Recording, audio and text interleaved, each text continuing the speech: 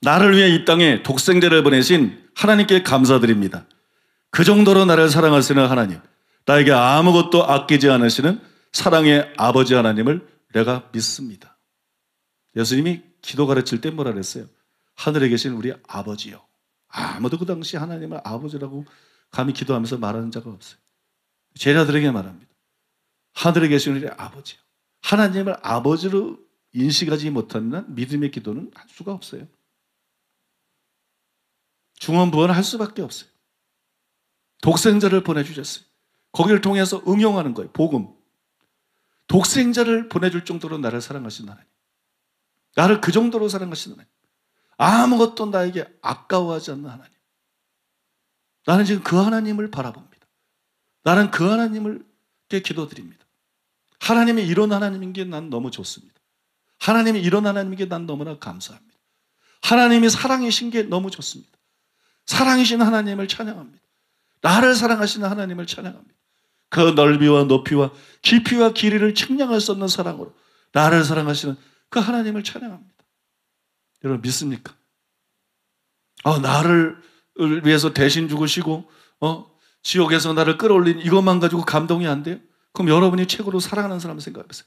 어머니라든지 아들이라든지 딸이라든지 내 어머니의 평생의 죄를 짊어지고 가신 예수님. 그래서 내 어머니가 지옥에서 영원히 몸부림치고 구를 수밖에 없었는데 천국에 갈 수 있게 하신 하나님. 내 아들의 죄를 짊어지고 가신 예수님. 내 딸의 죄를 짊어지고 가신 예수님. 그래서 지옥에서 이들이 뒹구르는 게 아니라 천국에 갈 수 있도록 사랑을 베푸신 아버지. 그런 사랑의 주님. 그럼 또 감이 확 다르죠? 하나님의 사랑은 실제인데 우리가 그걸 못 느낀다는 게 문제인 거예요. 우리가 그걸 못 믿는다는 게 문제인 거예요. 믿습니까? 그러니까 여러분, 하나님의 사랑을 복음을 통해서 깨닫고 도출해내고 그 사랑에 대해서 하나님께 감사하는 거예요. 그 사랑에 대해서 되새기고 감사하는 거예요. 그렇게 기도를 시작하려는 거예요. 또한 이 땅에 오셔서 나를 위해 대신 죽어주신 예수님께 감사드립니다. 십자가에서 내 평생의 모든 죄를 대신 져주셔서 감사드립니다. 예수님 때문에 나라 하나님의 의가 되었습니다. 의의 선물을 넘치게 받았습니다. 그리고 하나님 앞에 거룩하고 흠이 없고 책망할 것이 없는 자로 설 수 있게 되었습니다. 이 기도가 왜 필요해요? 죄책감은 의심의 치명적인 적입니다. 죄책감은 내 기도가 응답받지 못할 거라는 믿음을 줍니다. 죄책감이 사라져야 돼. 믿습니까? 예수님의 십자가를 통해서 믿는 자에게 하나님의 의가 되고 의의 선물을 넘치게 해주시고, 그죠? 하나님 앞에서 거룩하고 흠이 없고 책망할 것이 없는 자로 서게 해주신 이 사실에 대해서 찬양을 해야 돼요. 이거 객관적인 사실이잖아. 이 사실, 복음의 이 사실, 복음의 이 진리 자체로 인해서 하나님을 찬양해야 돼. 하나님을 경배해야 돼. 그래야 믿음이 생겨나요. 그 다음에 동시에 십자가로 인해서 나를 위한 용서가 이미 확보되어 있음을 감사합니다. 그러므로 그 피를 의지하여 믿음으로 내 죄를 자백합니다. 제가 지은 죄들을 지금 사하여 주옵소서. 너무나 많은 사람들이 죄를 짓고 자백하는데 용서를 확신 못해. 또 자백하고 또 자백하고 울고 기억나면 또 자백하고.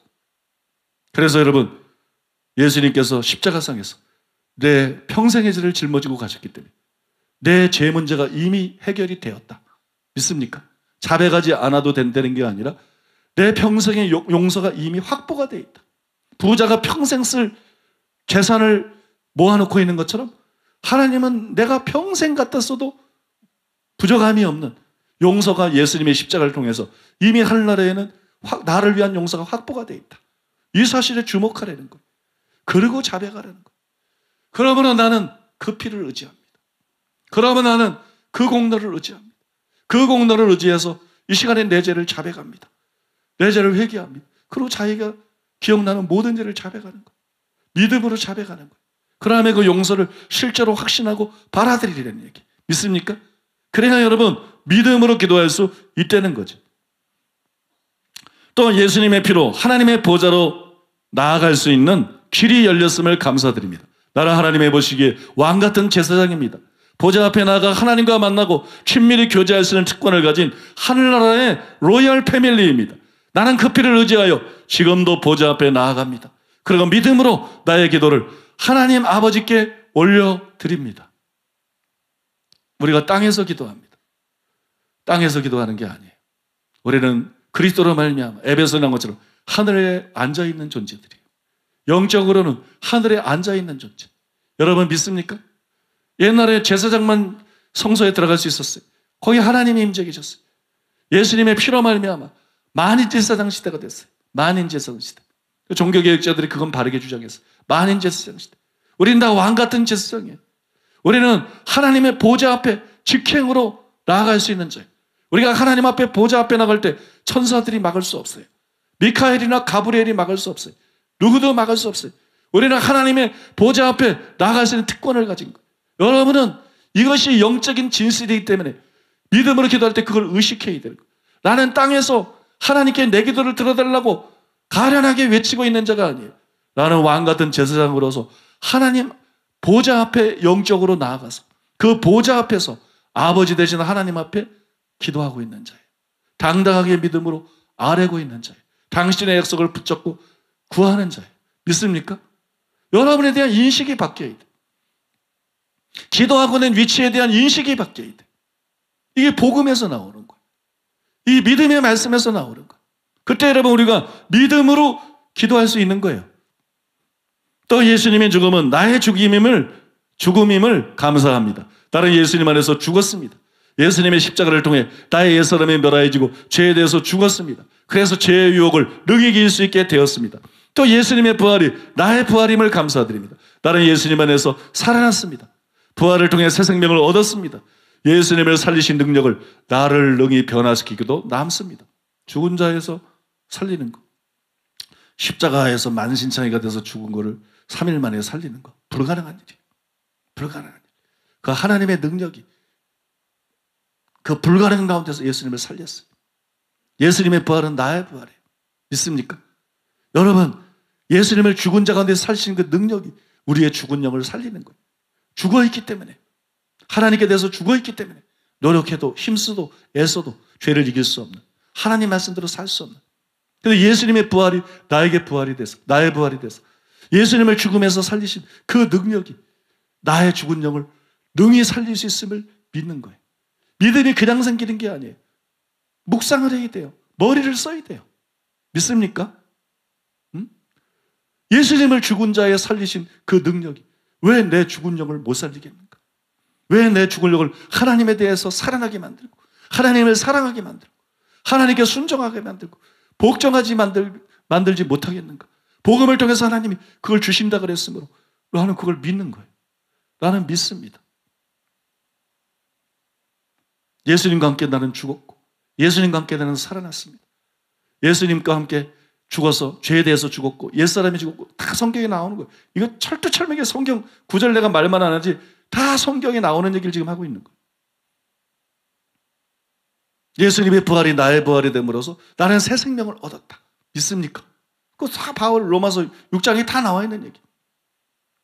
그 예수님을 죽은 데서 살리신 그 능력이 왜 내 죽은 영을 못 살리겠는가? 그러므로 그 능력이 나를 변화시킬 수 있음을 나는 믿습니다. 그 능력이 나를 새롭게 할 수 있음을 나는 믿습니다. 믿습니까? 그 능력이 순종하게 만들고 승리하게 만들 수 있음을 나는 믿습니다. 그리고 나는 이 시간에 그 능력을 구합니다. 이래야 믿음의 기도가 되지 그냥 지식만 가지고는 안 된다는 거예요. 예수님의 죽음은 나의 죽음이야. 예수님의 부활은 나의 부활이야. 그러다가 믿음이 팍팍 생겨나 나는? 하나님의 말씀을 묵상하라는 거예요. 그 진리를 묵상하라는 거예요. 죽은 자를 살리는 건 아무도 못하는 거예요. 그런데 하나님의 능력이 예수님을 죽은 자들을 살렸어요. 믿을 때 그 능력이 우리 속에 들어오는 거예요. 예수님의 부활이 나의 부활이 되는 거예요. 그래서 내 죽은 영이 실제 살아나는 거예요. 그게 거듭남인 거 아시잖아요. 그러니까 그 능력이 나의 죽은 영을 살릴 수 있다는 것을 믿는 거예요. 묵상함으로써. 믿는 거. 그 하나님의 능력에 대한 믿음을 갖는 거예요. 그 다음에 그걸 달라고 구하는 거예요. 그걸 깊이 경험하게 해달라고 구하는 거예요. 믿습니까? 그러면 믿음의 기도가 되죠. 또 예수님이 피로 나를 위해 확보하신 성령님을 통해 나는 하나님의 생명과 성품을 받은 자가 되었습니다. 또 죄의 법에서 해방되었고 사망의 법에서 자유케 되었습니다. 그리고 내 마음에 하나님의 사랑이 부어졌습니다. 그러면 나는 하나님을 사랑하고 이웃을 사랑하는 삶을 살아갈 것입니다. 로마서 7장에서 죄의 법에서 허우적거리면서 원해도 애써도 힘써도 벗어날 수 없는 바울의 몸부림이 나옵니다. 8장에서 내가 나를 구원하는 게 아니야. 내가 날 자유케 하는 게 아니야. 생명의 성령의 법이. 예수님을 믿는 자에게 예수님의 죽음과 부활이 자기의 것이 되어서 예수님을 죽음에서 살린 분이 성령이니까 그 성령님이 우리를 죄봉에서 해방하는 거예요. 우리를 죄의 포로된 데에서 노연하게 만드는 거예요. 우리를 사망의 법에서 헤어나게 만드는 거예요. 믿습니까? 성령이 우리를 그 죄의 법에서 자유케 할 능력이 있다는 걸 믿는 거예요. 사망의 법에서 우리를 자유케 할 능력이 있다는 걸 믿는 거예요. 성령이 이기적인 우리에게 하나님의 사랑, 로마서 5장 5절에 나오잖아요. 하나님의 사랑을 우리의 마음에 부어서 하나님을 사랑하고 이웃을 사랑할 수 있도록. 성령의 열매가 첫 번째가 사랑이잖아요. 바로 하나님을 사랑하고 이웃을 사랑하는 거죠. 나를 그렇게 변화시킬 수 있는 걸 믿는 거예요. 그런 은혜와 그런 변화를 나에게 줄 수 있는 걸 믿는 거예요. 여러분 믿으십니까? 그걸 믿는 거예요. 이걸 고백하는 거예요. 이 사실들을 깨닫고 주목하고 고백하는 거예요. 그러면서 여러분 믿음을 끌어올리고 믿음을 강화시키고 믿음으로 기도하는 거예요.